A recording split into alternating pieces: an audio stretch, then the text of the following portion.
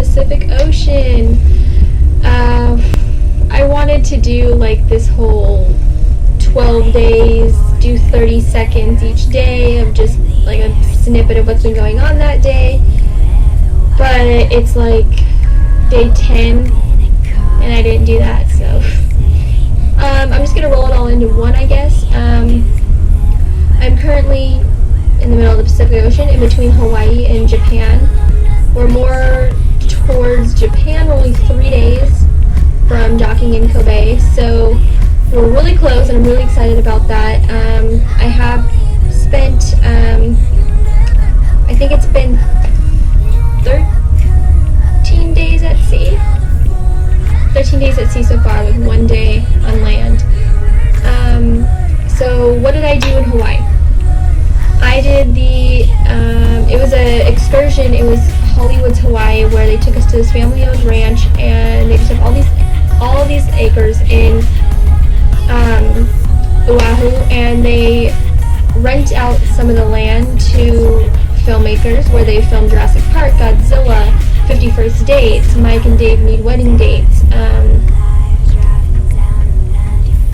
and they filmed other things there too. Oh, they filmed the TV show Lost. And it's really cool because on this ranch they do have things left over from World War II. So they had old bunkers and control rooms and just leftover, I guess it was like ammunition and armory and everything. So that was pretty cool to see all of that, as well as see where they filmed some of the movies. And I got to spend some time on the beach, which was nice. We were only off the boat for like 6 hours, but that's okay. The second thing I want to cover is dock time. What is dock time? It's when you go into a port and the ship says we are leaving on this day at this time, and it's usually like you're there for a week, so you really got to keep track of your days and your time. If you miss dock time, that means you're late and it delays the ship from leaving on time. That means the next port they go to, you'll have to stay on the ship at the very end of the end of that next week that you'll be in port. The very end, you'll have to come back to the ship like a few hours early, so that way you don't miss it again. So it's kind of like a punishment. But we were in Hawaii, and I had scheduled a Walmart trip. That was one of the excursions they did. And in Hawaii, since it was considered a fuel stop, we did have to book an excursion through the ship. We could not do independent travel. So I booked the Hollywood's Hawaii, and then I did book a Walmart excursion to pick up any things that I may have forgotten or I need more of before we get to some other countries where they might not have what we need or what we're used to. So missing your bus back to the ship from Walmart considered you to have dock time, and I actually did miss my bus coming back. They dropped us off at Walmart, gave us like an hour, and the checkout line at Walmart was like 20 minutes. So I did miss my bus, but I did not get dock time. Nobody's reached out to me, nobody's talked to me, so we're just gonna pretend like that didn't happen, and hopefully they didn't notice, because it was a very chaotic day, and the way that it happens is they give you a ticket with your name on it that tells you what excursion you're supposed to be on, and they collected them as they counted us getting on the bus, and they redistributed just random ones with random people's names, but at least you know you're able to get back on the bus. So everybody had somebody else's name, so I was like, how do they know if I was gone or not? Anyway, that's what dock time is. I actually had a nightmare about it that night. I was freaking out like, oh, I hope I don't get dock time, because, you know, my next stop is Japan, and I was like, I don't want to have to come back early while in Japan. I was having a freaking time, but nobody's reached out to me yet, so I don't think we'll see. Okay, number 3 was community, and how we become good friends on the ship with our servers and our professors and our cabin stewards. We've got an awesome cabin steward. His name's Sotero, and I think he's from the Philippines, but he's really, really cool. Takes care of us, knows exactly how we like our beds made. He's way cleaner than I am, so that's nice. Number 4 is calling home. We do have a phone in our room, and we have to buy calling cards. It's $20 for 100 minutes to the U.S. I heard some other countries and their calling cards were way more expensive. They said the U.S. is the cheapest one, so thank goodness for that. And It is kind of like a prison phone, I guess. I was calling my brother, one of my brothers, and it started beeping, and I was like, I think I'm about to run out of minutes, and then right then it just hung up, and I was just like, okay. So then I emailed my brother, and I was like, sorry, I ran out of minutes. Like, who runs out of minutes anymore? So, and he was like, that's okay. When I heard you say that your phone was beeping, I figured. So that was kind of funny for, because we're not used to that at home.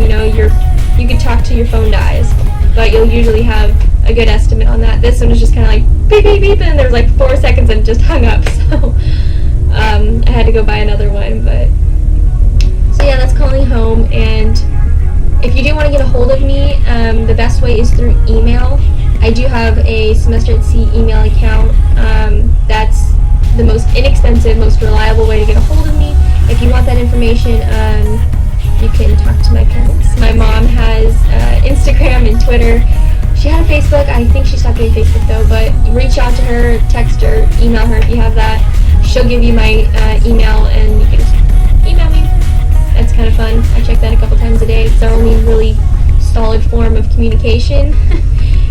Calling is a treat, but email's free, so that's the main way to go. Number 5, what is nightlife like on the ship? Nightlife changes by the day. Usually I go to dinner and then I go to a cross-current event, which is usually, they have sort of like it's not really like super fun, but it's interesting. It's where one of the professors or a special guest will talk for about an hour on a specific topic that affects us globally. So it'll be, like a couple nights ago we had one on the giant, I guess, mound of trash that's currently floating through the ocean that's apparently the size of Texas.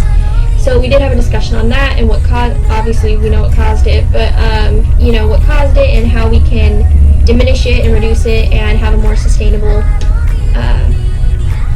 future, I guess, as far as not letting it get any worse, and different ways we can be proactive and help reducing it.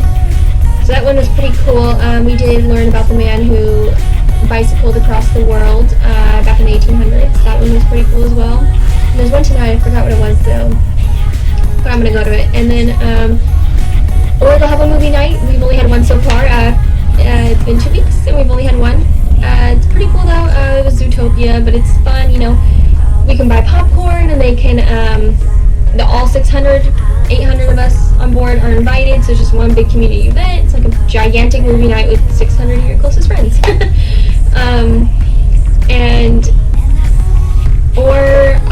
I'll do clubs. That's what I'll do at night.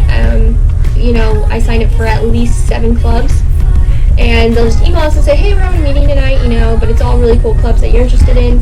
I signed up for art, Latin dance, health ambassadors, 6.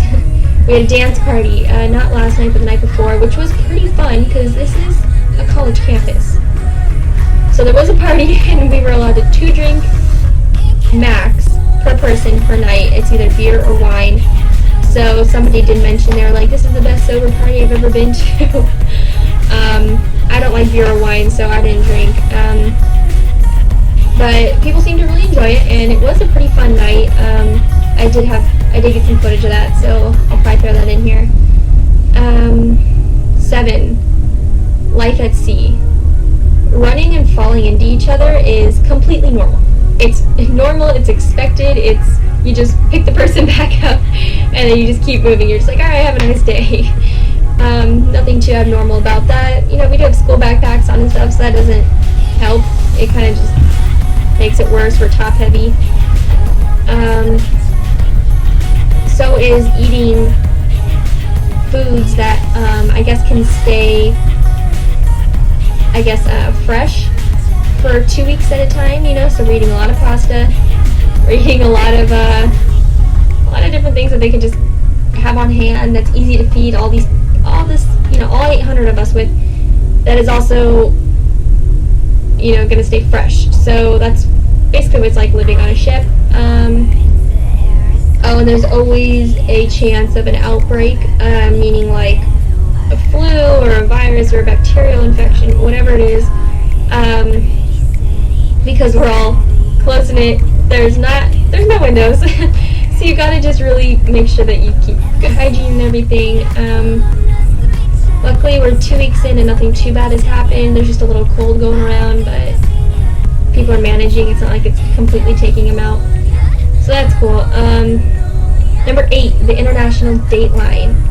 So 2 days ago, 3 days. Oh my gosh, it's been 5 days. Today is Friday. On Monday, that day did not exist for us. So on Sunday night, it was January 15th. I went to bed. I woke up. It was Tuesday, January 17th. So we crossed the international dateline somewhere in the middle of the night of January 15th. So it makes us skip a day. So we completely just went right over Monday. I mean, I slept the whole normal 8 hours. It's not like I slept for 24 hours. I slept the normal 8 hours and we just woke up normally, but it's just you skipped today. So now I'm ahead of my family in the United States by a day, and I think like just about a day. Yeah, so it's getting a little bit difficult trying to set up times to talk and everything. So I'm like, oh, I'll call you Sunday, and then they're thinking my Sunday, and I'm thinking no, my Sunday. So I say my Sunday, your Saturday. And we do go through time changes every 2 days as we're crossing over time zones as well. So we do have, luckily we're on the voyage, where we go west all the way around the world. So we gain an hour of sleep every 2 days, roughly.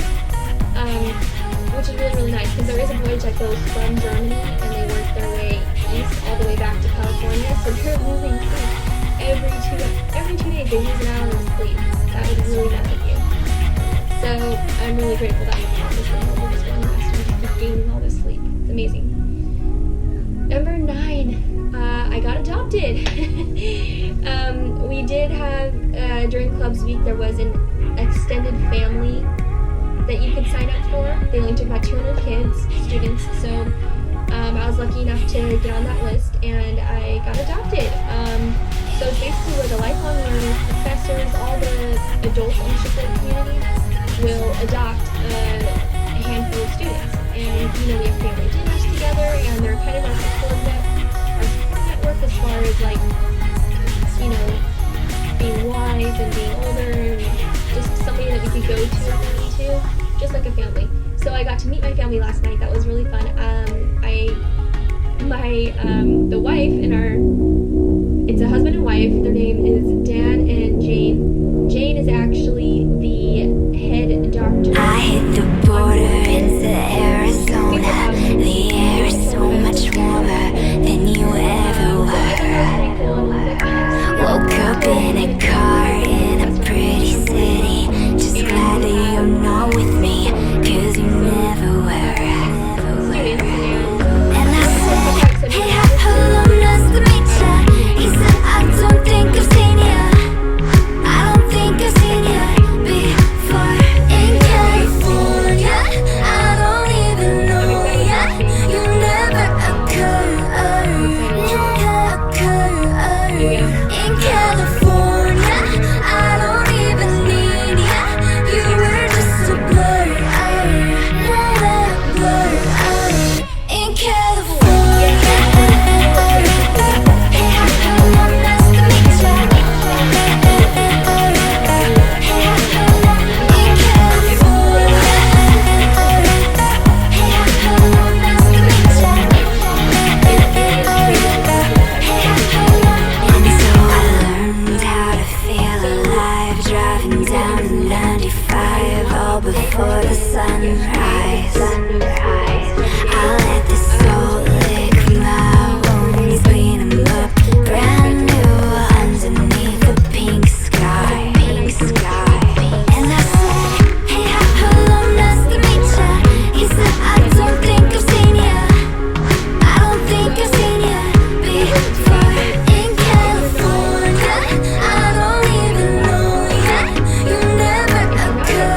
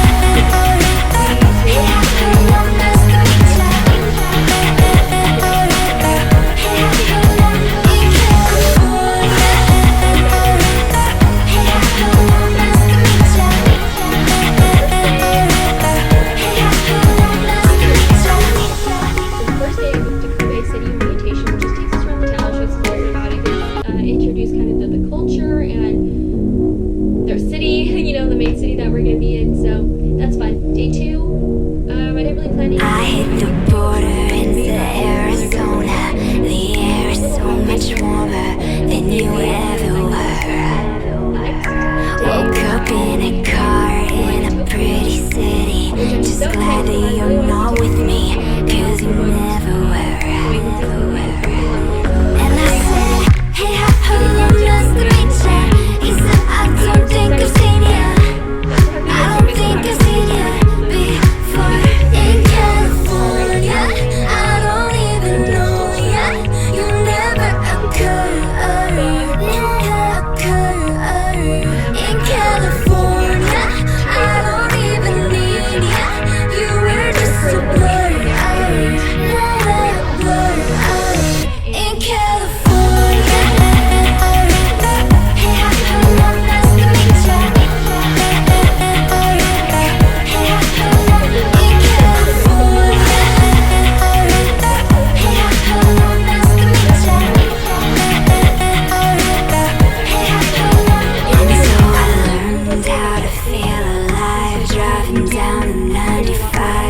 Before the sunrise, I'll let the salt lick my wounds, clean 'em up brand new underneath the pink sky.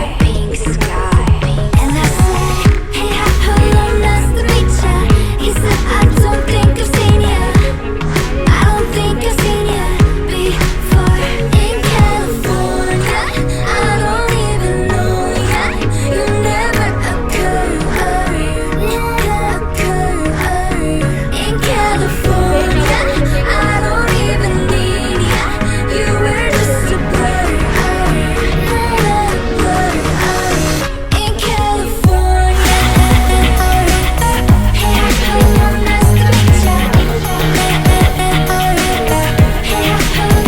in California. Hey, hello, nice to meet ya.